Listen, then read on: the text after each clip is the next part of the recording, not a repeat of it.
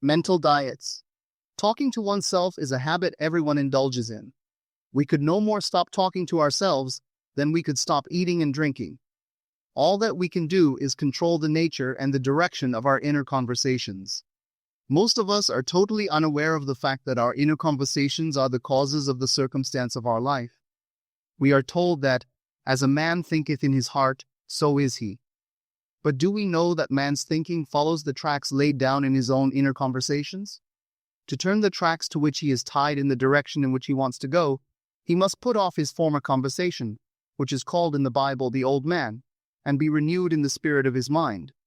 Speech is the image of mind. Therefore, to change his mind, he must first change his speech. By speech is meant those mental conversations we carry on with ourselves. The world is a magic circle of infinite possible mental transformations, for there are an infinite number of possible mental conversations. When man discovers the creative power of inner talking, he will realize his function and his mission in life. Then he can act to a purpose. Without such knowledge, he acts unconsciously. Everything is a manifestation of the mental conversations which go on in us, without our being aware of them. But as civilized beings, we must become aware of them and act with a purpose. A man's mental conversations attracts his life. As long as there is no change in his inner talking, the personal history of the man remains the same. To attempt to change the world before we change our inner talking is to struggle against the very nature of things. Man can go round and round in the same circle of disappointments and misfortunes, not seeing them as caused by his own negative inner talking, but as caused by others. This may seem far-fetched, but it is a matter which lends itself to research and experiment. The formula the chemist illustrates is not more certainly provable than the formula of this science by which words are clothed in objective reality. One day a girl told me of her difficulties in working with her employer. She was convinced that he unjustly criticized and rejected her very best efforts. Upon hearing her story, I explained that if she thought him unfair, it was a sure sign that she herself was in need of a new conversation piece. There was no doubt but that she was mentally arguing with her employer, for others only echo that which we whisper to them in secret. She confessed that she argued mentally with him all day long. When she realized what she had been doing, she agreed to change her inner conversations with her employer. She imagined that he had congratulated her on her fine work, and that she in turn had thanked him for his praise and kindness. To her great delight, she soon discovered that her own attitude was the cause of all that befell her. The behavior of her employer reversed itself. It echoed, as it had always done, her mental conversations with him. I rarely see a person alone without wondering, to what conversation piece is he tied? On what mysterious track is he walking? We must begin to take life consciously. For the solution of all problems lies just in this. The second man, the Lord from heaven in all of us, is trying to become self-conscious in the body, that he may be about his Father's business. What are his labors?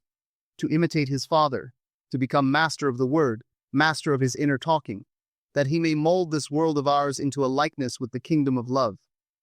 The prophet said, "Be ye imitators of God as dear children." How would I imitate God? Well, we are told that God calls things that are not seen as though they were seen, and the unseen become seen. This is the way the girl called forth praise and kindness from her employer. She carried on an imaginary conversation with her employer from the premise that he had praised her work, and he did.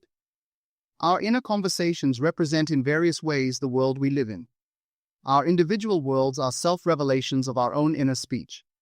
We are told that every idle word that men shall speak, they shall give account thereof.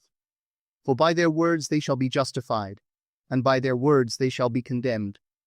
We abandon ourselves to negative inner talking, yet expect to retain command of life. Our present mental conversations do not recede into the past as man believes. They advance into the future to confront us as wasted or invested words. "My word," said the prophet, "shall not return unto me void, but it shall accomplish that which I please, and it shall prosper in all the things whereto I sent it." How would I send my word to help a friend? I would imagine that I am hearing his voice, that he is physically present, that my hand is on him.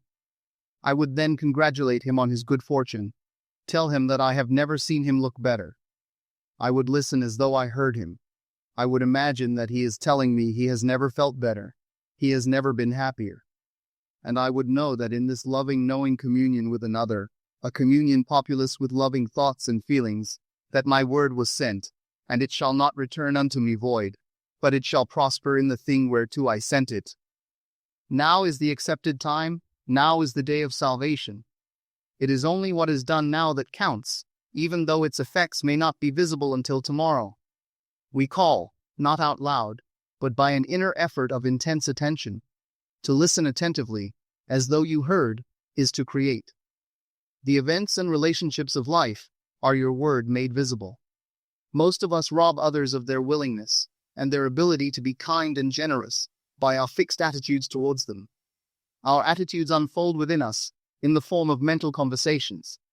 Inner talking from premises of fulfilled desire is the way to consciously create circumstances. Our inner conversations are perpetually outpictured all around us in happenings. Therefore, what we desire to see and hear without, we must see and hear within, for the whole manifested world goes to show us what use we have made of the word.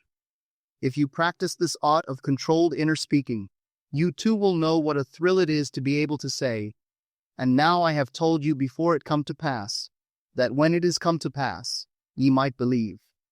You will be able to consciously use your imagination to transform and channel the immense creative energies of your inner speech from the mental, emotional level to the physical level.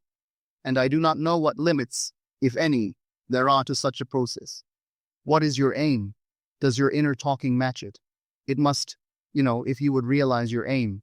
For as the prophet asked, can two walk together except they be agreed? And of course the answer is, no, they cannot. The two who must agree are your inner conversation and the state desired. That is, what you desire to see and hear without, you must see and hear within. Every stage of man's progress is made by the conscious exercise of his imagination, matching his inner speech to his fulfilled desire. As we control our inner talking, matching it to our fulfilled desires, we can lay aside all other processes. Then we simply act by clear imagination and intention. We imagine the wish fulfilled and carry on mental conversations from that premise. The right inner speech is the speech that would be yours were you to realize your ideal. In other words, it is the speech of fulfilled desire. Now you will understand how wise the ancient was when he told us in the Hermetica, there are two gifts which God has bestowed upon man alone and on no other mortal creature. These two are mind and speech, and the gift of mind and speech is equivalent to that of immortality. If a man uses these two gifts rightly, he will differ in nothing from the immortals. And when he quits his body, mind and speech will be his guides, and by them he will be brought into the troop of the gods and the souls that have attained to bliss. With the gift of mind and speech, you create the conditions and circumstances of life. In the beginning was the Word, and the Word was with God, and the Word was God. The Word, said Hermes, is Son, and mind is Father of the Word. They are not separate one from the other, for life is the union of word and mind. You and your inner talking, or word, are one. If your mind is one with your inner conversations, then to be transformed in mind is to be transformed in conversation. It was a flash of the deepest insight that taught Paul to write, "Put off the former conversation, the old man which is corrupt, and be renewed. In the spirit of your mind, put on the new man. Put on the new man, and be renewed in the spirit of your mind," is to change your inner conversation. 4. Speech and mind are one. A change of speech is a change of mind. The prophet Samuel said, "The Lord spake by me, and his word was in my tongue." If the Lord's word was in the prophet's tongue, then the Lord's mouth that uttered the word must be the prophet's mind. For inner conversations originate in the mind and produce little tiny speech movements in the tongue. The prophet is telling us that the mouth of God is the mind of man, that our inner conversations are the word of God creating life about us as we create it within ourselves. In the Bible, you are told that the word is very near to you, in your mouth and in your heart, that you may do it. See, I have set before you this day life and good, death and evil, blessings and cursings. Choose life. The conditions and circumstances of life are not created by some power external to yourself. They are the conditions which result from the exercise of your freedom of choice, your freedom to choose the ideas to which you will respond. Now is the accepted time. This is the day of salvation. Whatsoever things are of good report, think on these things. For your future will be formed by the word of God, which is your present inner talking. You create your future by your inner conversations. The worlds were framed by the word of God, that is, your inner talking. See yonder fields? The sesamum was sesamum, the corn was corn, the silence and the darkness knew. So is a man's fate born, the light of Asia. For ends run true to origins. If you would reap success, you must plant success. The idea in your mind which starts the whole process going is the idea which you accept as truth. This is a very important point to grasp, for truth depends upon the intensity of imagination, not upon facts. When the girl imagined that her employer was unfair, his behavior confirmed her imagination. When she changed her assumption of him, his behavior reflected the change, proving that an assumption, though false, if persisted in, will harden into fact. The mind always behaves according to the assumption with which it starts. Therefore, to experience success, we must assume that we are successful. We must live wholly on the level of the imagination itself, and it must be consciously and deliberately undertaken. It does not matter if at the present moment external facts deny the truth of your assumption. If you persist in your assumption, it will become a fact. Signs follow, they do not precede. To assume a new concept of yourself is to that extent to change your inner talking or word of God, and is therefore putting on the new man. Our inner talking, though unheard by others, is more productive of future conditions than all the audible promises and threats of men. Your ideal is waiting to be incarnated, but unless you yourself offer it human parentage, it is incapable of birth. You must define the person you wish to be, and then assume the feeling of your wish fulfilled in faith that assumption will find expression through you.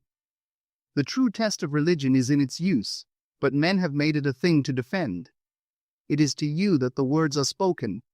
Blessed is she that believed, for there shall be an accomplishment of those things which were spoken unto her from the Lord. Test it, try it. Conceive yourself to be one that you want to be, and remain faithful to that conception, for life here is only a training ground for image-making.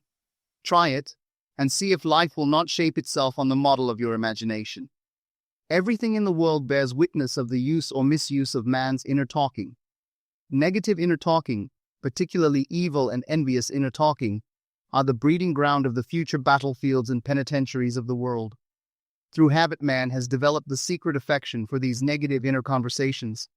Through them he justifies failure, criticizes his neighbors, gloats over the distress of others, and in general pours out his venom on all.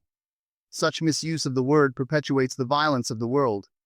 The transformation of self requires that we meditate on a given phrase, a phrase which implies that our ideal is realized, and inwardly affirm it over and over and over again, until we are inwardly affected by its implication, until we are possessed by it. Hold fast to your noble inner convictions, or conversations. Nothing can take them from you but yourself. Nothing can stop them from becoming objective facts. All things are generated out of your imagination by the word of God, which is your own inner conversation. And every imagination reaps its own words, which it has inwardly spoken. The great secret of success is a controlled inner conversation from premises of fulfilled desire. The only price you pay for success is the giving up of your former conversation, which belongs to the old man, the unsuccessful man. The time is ripe for many of us to take conscious charge in creating heaven on earth. To consciously and voluntarily use our imagination, to inwardly hear and only say that which is in harmony with our ideal, is actively bringing heaven to earth. Every time we exercise our imagination lovingly on behalf of another, we are literally mediating God to that one. Always use your imagination masterfully, as a participant, not an onlooker. In using your imagination to transform energy from the mental, emotional level to physical level, extend your senses. Look and imagine that you are seeing what you want to see, that you are hearing what you want to hear, and touching what you want to touch. Become intensely aware of doing so. Give your imaginary state all the tones and feeling of reality. Keep on doing so until you arouse within yourself the mood of accomplishment and the feeling of relief.